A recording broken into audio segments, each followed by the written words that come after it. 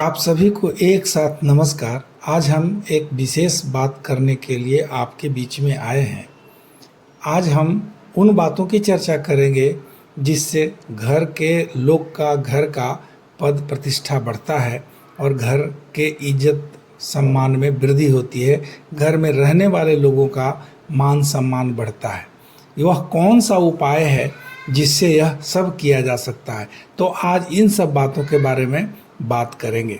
हम बात करने वाले हैं कि घर के मुख्य द्वार को किस प्रकार रखें या वहाँ पे क्या करें जिससे कि हमारे घर में रहने वाले या हमारे घर का ही कुल जमा कहिए तो पद प्रतिष्ठा और इज्जत सम्मान यश कीर्ति बढ़े, घर में खुशहाली आए और पैसों की कोई कमी नहीं रहे।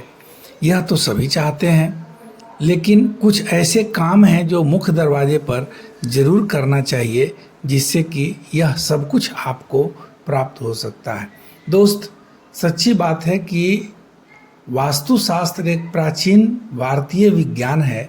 वास्तुकला और डिजाइन के लिए एक व्यापक मार्गदर्शिका भी है। यह आपको पता होना चाहिए कि समृद्धि और कल्याण को बढ़ावा देने के लिए वास्तुशास्त्र का ही उपयोग किया जाता है, जो प्राचीन विज्ञान के रूप में प्रचलित है। वास्तु सिद्धांतों के अनुसार घर का मुख्य द्वार, जहाँ से ऊर्जा प्रवेश करती है और बाहर निकलती है, घर की खुशहाली में एक महत्वपूर्ण भूमिका निभाती है। घर का जो मुख्य दरवाज़ा होता है वह कुछ वैसा ही होता है जैसे मानव शरीर में आपका चेहरा होता है। अगर आपका चेहरा ही मलिन नज़र आएगा तो सामने वाले लोगों को कैसे आप इम्प्रेस कर पाएंगे और आप कैसे उनको प्रभावित कर पाएंगे, आप खुद भी समझ सकते हैं। ठीक उसी तरह से जैसे हम लोग अपने चेहरे का मेकअप करते हैं और अच्छे से सज संवर कर लोगों के बीच में जाने का प्रयास करते हैं, या फिर अच्छे से रहने के बाद हम लोग को ये उम्मीद होता है कि हमारी भी इज्जत प्रतिष्ठा समाज में बढ़ेगी और बढ़ती ही रहे। तो ठीक उसी तरह से घर के मुख्य दरवाजे पर भी कुछ ऐसे कार्य आपको करने होंगे दोस्त, जिससे कि आप सभी अपने यश और कीर्ति को फैला सकते हैं और अपने घर के इज्जत मान सम्मान को भी बढ़ा सकते हैं।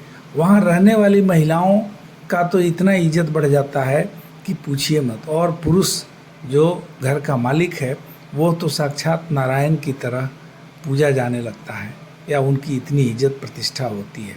तो इस बारे में सब कुछ बताएंगे, लेकिन आपसे एक विनम्र निवेदन है कि यदि थोड़ा भी पसंद पड़े मेरा वीडियो तो लाइक करके कमेंट में राधे राधे जरूर लिख दीजिएगा।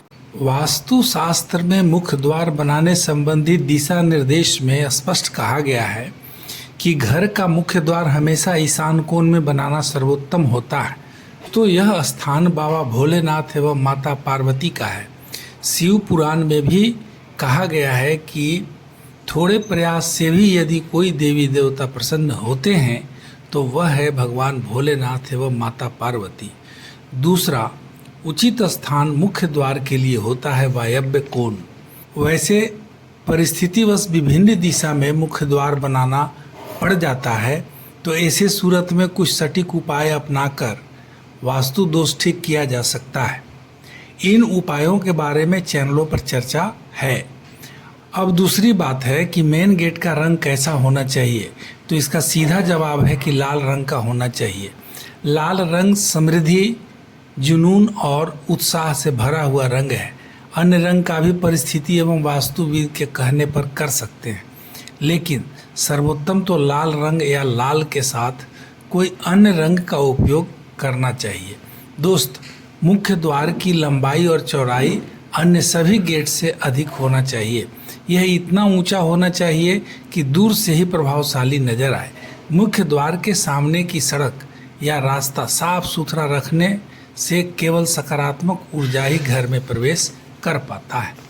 मुख्य द्वार पर सजावट चाहे जितना अधिक हो, यदि आपने स्वास्तिक या कलश या ऐसे अन्य सौभाग्यवर्धक प्रतीक चिन्ह नहीं लगाए हैं तो आपके घर में निगेटिव ऊर्जा घुस जाता है।